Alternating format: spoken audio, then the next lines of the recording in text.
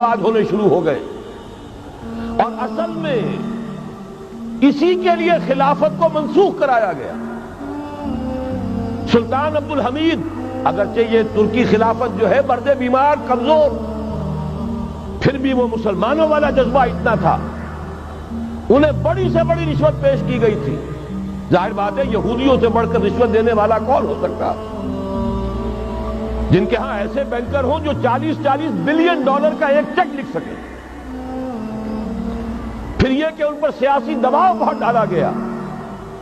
انہوں نے جب تک خلافت عثمانیہ برقرار رہی، یہودیوں کو فلسطین میں آباد ہونے کی اجازت نہیں دی، کہ جو معاہدہ کیا تھا حضرت عمر نے رضی اللہ تعالی عنہ، خلیفہ ثانی نے، خلیفہ راشد نے، ہم اس کے پابند ہیں، اور ہم یہاں یہودیوں کو آباد ہونے کی اجازت نہیں دیں۔ لہذا انہوں نے اس خلافت ہی کا بستر طے کرایا، اس لیے کہ نہ رہے بانس نہ بجے بانسری، نہ مسلمانوں کی وحدت ملی کی کوئی علامت دنیا میں باقی رہے، اور نہ مسلمان کسی مسئلے پر جمع ہو کر کوئی موقف اختیار کر سکے۔ اعلان بلفور کے نتیجے میں آباد کاری شروع ہوئی۔ 1948 میں اسرائیل قائم ہو گیا، معجزہ ہو گیا۔ 1967 میں اس کی توسیع ہو گئی۔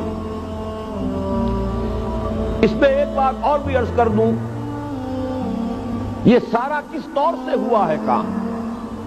آپ نے زائنزم کا نام تو سنا ہے، صہیونی تحریک۔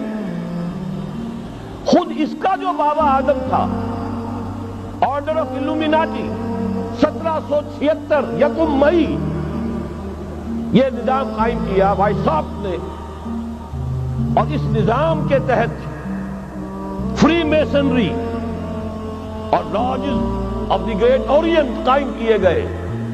یہ سارا ہتھ کنڈا وہ ابلیسی نظام، اس کی تفصیل ایک کینیڈین آتھر نے لکھی ہے کتاب میں، پاؤنز ان دی گیم۔ یہ سارا دھندا ایک شیطانی چکر ہے، ابلیسی چال ہے، اور اس کے ذریعے سے اسرائیل قائم ہوا، اور اس کی توسیع بھی ہوئی 1967 میں۔ اب یہاں تک پہنچنے کے بعد ان کے پیش نظر بقیہ دنیا کی تسخیر اور اسے فتح کرنے کا معاملہ ہے، اور سب سے بڑھ کر اسلام کی بیخکنی اور اس کا راستہ روکنا، یہ ان کے پیش نظر ہے۔ یریدون لیطفئوا نور اللہ بافواہہم۔ صورت اس وقت کیا ہے؟ یورپ اور امریکہ سے آپ مشرق کی طرف آئیے، پہلے عالم عرب ہے، عرب مسلم ورلڈ۔ مجھے یہ کہتے ہوئے سخت دکھ ہو رہا ہے، پورا عالم عرب وہ فتح کر چکے، وہ عرب ممالک کے جو اسرائیل کے ساتھ کسی میز پر بیٹھ کر گفتگو کرنے کو تیار نہیں تھے۔ آپ دیکھ رہے ہیں کہ لائن لگ گئی۔ کبھی صرف انور سادات نے ریکگنائز کیا تھا، پوری دنیا میں شور مچا تھا، اس پر لعنت ملامت ہوئی تھی۔ اب تو ایک ایک کر کے، وہ شاہ حسن ہو چاہے شاہ حسین ہو، اب تو وہاں سے ویزے ختم ہو رہے ہیں۔ سعودی عرب اور امارات، انہوں نے جو کچھ کاروباری بندشیں لگائی ہوئی تھی وہ ختم کر دی گئی، ان میں نرمی پیدا کر دی گئی۔ یہ صورتحال ہے کہ واقعتاً ان کی جو عالمی تسخیر کا پروگرام ہے وہ آگے بڑھ رہا ہے، اور بدقسمتی سے امت مسلمہ کا جو قلب ہے، اس امت کا قلب امیین پر مشتمل ہے۔ هو الذی بعث فی الامیین رسولا منہم یتلو علیہم آیاتہ ویزکیہم الی آخر الآیہ۔ حضور بھی امی تھے، انہی میں سے تھے صلی اللہ علیہ وسلم۔ لیکن آج وہ قلب جو ہے عالم اسلام کا، وہ یہودیوں کے شکنجے میں کسا جا چکا ہے۔ اکثر وہاں کے جو حکمران ہیں، امریکہ کے ایجنٹ ہیں، اسٹوڈنٹس۔ یہ حالات جہاں تک عالم عرب کا تعلق ہے، تلخ حقائق ہیں جو بیان کر رہا ہوں، اس لیے کہ آپ کے سامنے رہنا چاہیے۔ یہ جو اقبال نے کہا کہ دنیا کو ہے پھر مار گئے روح و بدن پیش، ابلیس نے پھر اپنے درندوں کو ابھارا، اللہ کو پا مرضی مومن پہ بھروسہ، ابلیس کو یورپ کی مشینوں کا سہارا۔ یہ دوبارہ ایک بہت بڑے پیمانے پر حق و باطل کا گھمسان کا رنگ پڑنے والا ہے۔ ملاحم کی جو حضور صلی اللہ علیہ وسلم نے پیشین گوئیاں فرمائی، الملحمۃ العظمی، تاریخ انسانی کی عظیم ترین جنگ جو ابھی آنے والی ہے، اس کو سمجھ لیجیے اچھی طریقے سے کہ اس میں جو قوتیں ایک دوسرے کے مقابل آ رہی ہیں وہ کون سی ہیں۔ نیو ورلڈ آرڈر کہنے کو امریکہ کے زیر قیادت ہے، حقیقت میں امریکہ خود یہودیوں کے پنجے میں ہے۔ یہ وہی ابلیسی طاقت ہے جو آگے بڑھ رہی ہے۔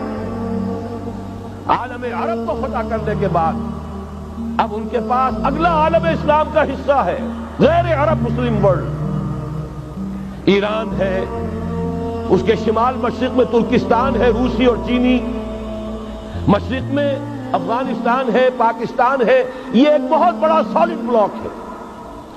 اس کے بعد اگرچہ ہندوستان آتا ہے، بھارت، ظاہر بات ہے کہ وہاں مسلمان اقلیت میں ہیں سوائے کشمیر کے، لیکن یہ نوٹ کیجئے کہ وہاں بھی کم سے کم 15-18 کروڑ مسلمان موجود ہیں۔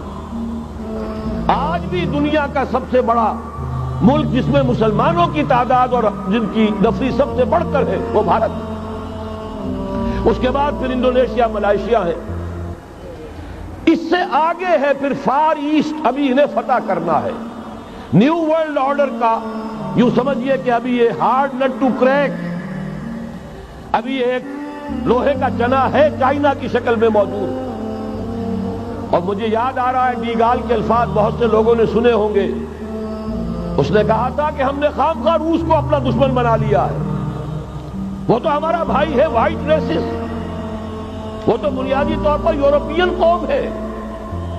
Beware of the yellow masses of the East, تمہیں گھبرانا چاہیے، تمہیں خبر لینی چاہیے۔ وہ مشرق بعید کے جو زرد رو لوگ ہیں، China, Indo China, Japan, yellow races, ابھی اس نیو ورلڈ آرڈر کے لیے جو فتح عالم اور تسخیر عالم کا پروگرام ہے، اس میں پہلے غیر عرب مسلمان دنیا اور پھر یہ فار ایسٹ کا خاص طور پر یلو ماسز، یہ ہے کہ جنہیں ابھی انہیں ٹیکل کرنا ہے۔ اور اسی لیے میں عرض کرنا چاہتا ہوں، حقائق ہمارے سامنے رہنا چاہیے۔